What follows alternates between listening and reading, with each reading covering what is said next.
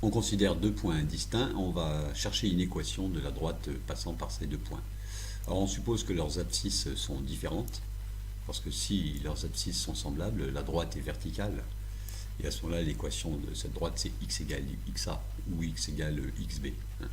Donc ce qu'on cherche, c'est une équation de cette forme, y égale à x plus b, bien se persuader que c'est petit a et petit b qu'on cherche. On va résoudre un système de deux équations à deux inconnus, toujours avec cette même règle essentielle. Alors ici, on a a et b qui sont sur la droite AB, donc on a ces deux équations.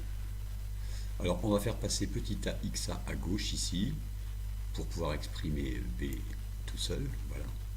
Et ensuite, on va remplacer le petit b de la deuxième équation par son expression dans la première. On va substituer. Voilà, ça donne ceci. On a seulement remplacé. Puis on va faire passer ya à gauche, ça fera moins ya. Et à droite, on va mettre petit a en facteur. Voilà. Puisque xb n'est pas égal à xa, ceci n'est pas nul, donc je peux diviser par ce nombre. Et j'obtiens petit a égale yb moins ya sur xb moins xa, que je peux remplacer dans la première équation, et à ce moment-là, je peux obtenir petit b.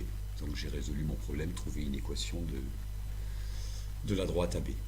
Alors, cette façon est dite méthode de substitution, c'est-à-dire qu'ici on a substitué à cette valeur de b celle-ci. Alors il y a une autre méthode. Pour l'appliquer, je recopie les deux équations, mais d'abord avec la deuxième et ensuite la première. J'ai juste inversé l'ordre, parce que ça va m'arranger, ça va aller assez vite. Alors se persuader de cette règle, si on a deux égalités comme ceci, on peut obtenir ceci. Si je calcule S plus U, vu que S égale T, je remplace S par T, et vu que U égale V, je remplace ensuite U par V. Donc ça fait S plus U égale T plus V.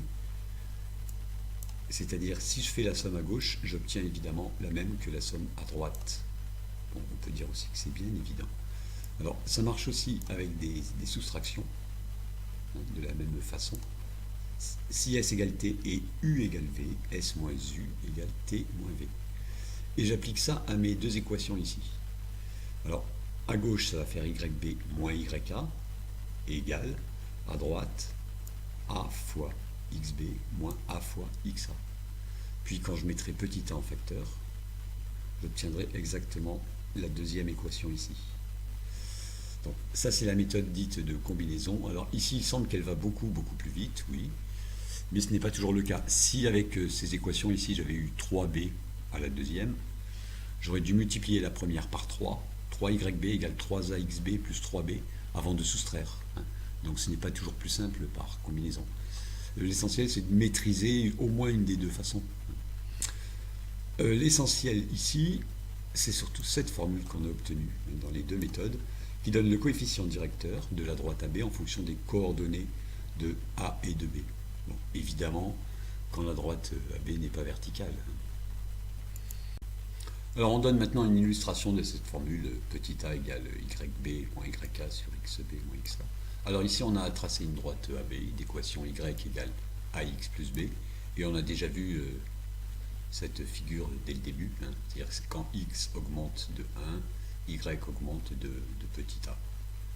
Voilà, alors les points A et B ont des abscisses et ordonnées qui sont écrites ici, et on peut représenter ici la longueur XB moins XA. Alors notre illustration ne marche que si XB est plus grand que XA, sinon ce ne serait pas cette longueur ici. Et puis on peut représenter aussi YB moins YA, voilà, ici, c'est ça. Et si on regarde bien ceci, voilà, on voit un petit triangle et un grand triangle avec des droites parallèles. Et ça, c'est le théorème de Thalès. Petit a divisé par 1, c'est bien YB.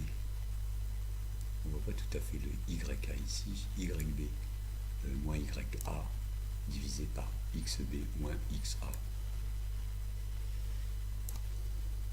Bon, et ça rejoint ce que vous avez pu voir au collège, c'est-à-dire que les accroissements de la fonction sont proportionnels aux accroissements de la variable. On a toujours, quelle que soit la position de A et de B, on a toujours ces accroissements qui sont proportionnels avec le coefficient de proportionnalité petit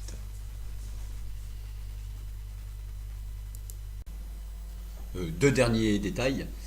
Cette formule peut être utilisée pour trouver l'équation d'une droite quand on connaît deux points de la droite, mais surtout elle aura un intérêt, une importance énorme l'an prochain, donc vraiment à retenir. Et le deuxième point est que ce qu'on vient de voir ici avec le théorème de Thalès, ce n'est pas une autre démonstration de cette formule, c'est une illustration. C'est-à-dire que si on, ça ne marche que si B est à droite de A et au-dessus de A.